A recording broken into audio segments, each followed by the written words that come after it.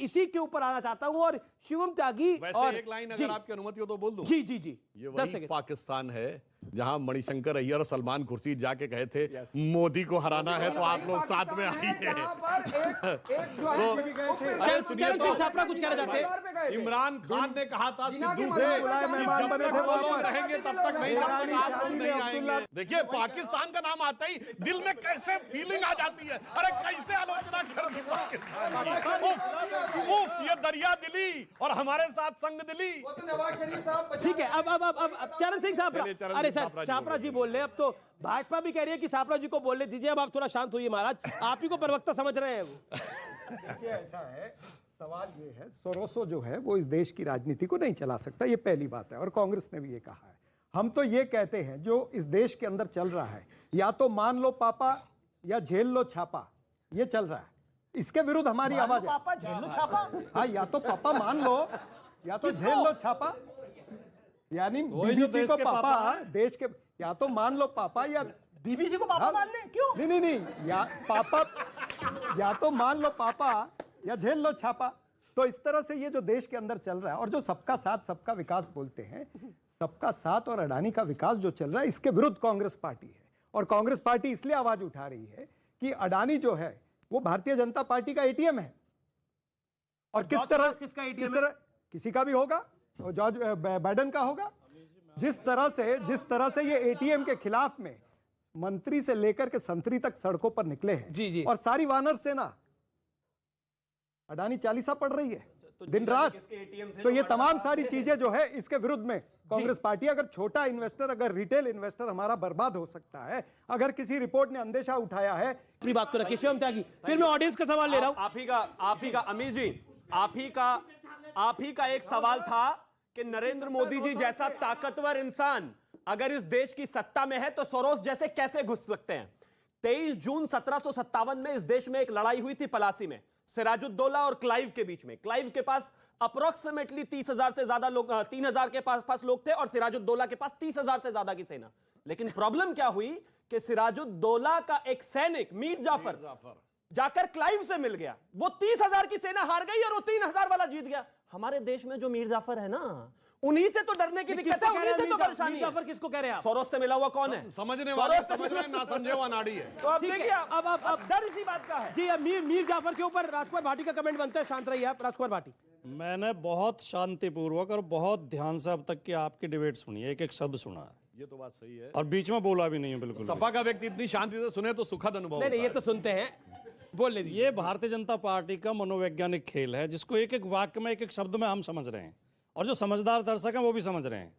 ये जब इनकी सत्ता खतरे में आती है, जब इनका बहुमत खतरे में आता है, जब इनके खिलाफ देश में जनाक्रोश होता है, जनविरोध होता है, फिर ये पाकिस्तान, मुसलमान, अमेरिका और चीन इनकी आड़ में ही छिपते हैं। अब ये पेश करने की कोशिश कर रहे हैं कि देखो मोदी तो बहुत देश को आगे ले जा रहे हैं, लेकिन अमेरिका का षड्यंत्र है, और उस अमेरिका को बुला के हाउडी मोदी करते हैं। यहाँ वो करते हैं क्या, नमस्ते ट्रंप करते हैं। तो उसी चीन के राष्ट्रपति को झूला झुलाते हैं, उसी पाकिस्तान में बिना कार्यक्रम के पहुंच जाते हैं, उन्हीं लोगों से पींगे बढ़ाते हैं। ये केवल मनोवैज्ञानिक खेल है और कुछ भी नहीं है।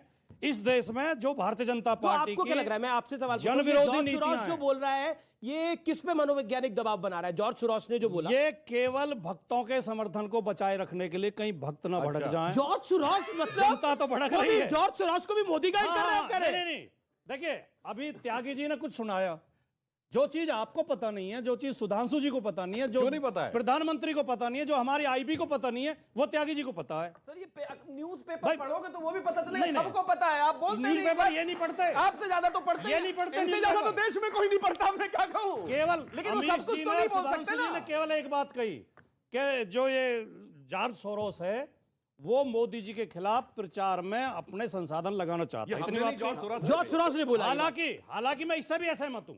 हमारे चुनाव में, हमारे लोकतंत्र में, हमारे मतदान में कोई बाहर का आदमी क्यों एग्जैक्टली आपकी बात सही है, जायज है, लेकिन जॉर्ज सोरोस ने ये बोला। लेकिन जॉर्ज सोरोस जो बोल रहा है, विपक्ष के कुछ नेता बोल रहे हैं, दोनों मिल कैम्ब्रिज एनालिटिका ने क्या किया था, वो भी तो बाहर के ही थे। 10 सेकंड। आपने, सुधांशु जी ने और हमारी सरकार ने एक भी शब्द अभी तक ये नहीं कहा है कि जॉर्ज सोरोस कोई हमारे देश के खिलाफ षड्यंत्र कर रहा है। तो देश स्मृति ईरानी ने तो बोली है किसी पार्टी के खिलाफ या मोदी के खिलाफ हो ना, देश के खिलाफ ओके ओके, सुधांशु त्रिवेदी सरकार कार्रवाई करे। स्मृति ईरानी ने तो प्रेस कार्रवाई कॉन्फ्रेंस करी है, उसमें कैटेगोरिकली मैं कोट करता हूं स्मृति ईरानी को। स्मृति ईरानी ने क्या बोला है मैं आपको बता देता हूं। स्मृति ईरानी क्या कहती हैं, भारत के लोकतंत्र में दखल देने की कोशिश हुई है, लोकतांत्रिक ढांचे को हिलाने की पुरजोर कोशिश की गई है। जॉर्ज सोरोस के सीधे निशाने पर नरेंद्र मोदी है।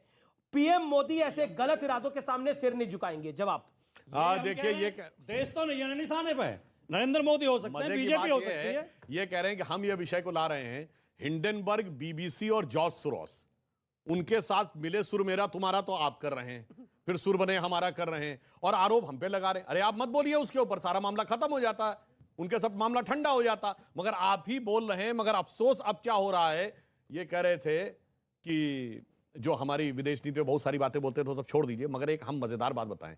इन्होंने तो हम पे आरोप लगाया था ना कि हाउडी मोदी में मोदी जी अमेरिका में जाके हस्तक्षेप कर रहे हैं। नमस्ते नहीं, आपने कहा था हाउडी मोदी में आपकी बार ट्रंप सरकार क्यों बोल दिया था। मैं तो ये कहना चाहूंगा कभी कभी इल्जाम भी बड़े हसीन होते हैं।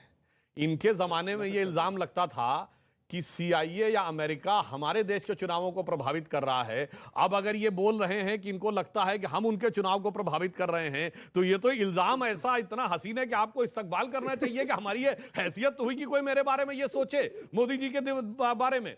इसलिए मैं एक और बात कहना चाहूं, देखिए समस्या की बात क्या है, विदेश से किसी भी प्रकार की कोई बात हो, याद करिए जब नवाज शरीफ ने मनमोहन सिंह जी के बारे में बोला था तो मोदी जी ने एज चीफ मिनिस्टर क्या बोला था, जब देहाती औरत शब्द बोला था मनमोहन सिंह जी के बारे में, मोदी जी ने कहा था 120 करोड़ भारतीयों के बारे में बोलने वाला कौन होता है पाकिस्तान का प्रधानमंत्री। बिल्कुल, हम उनको जो कहना कहेंगे, हम मनमोहन सिंह कहेंगे, कुछ कहेंगे, मगर हम कहेंगे बाहर वाला कौन होता बोलने वाला, ये जाके मोदी जी ने अपना प्रमाण दिया था।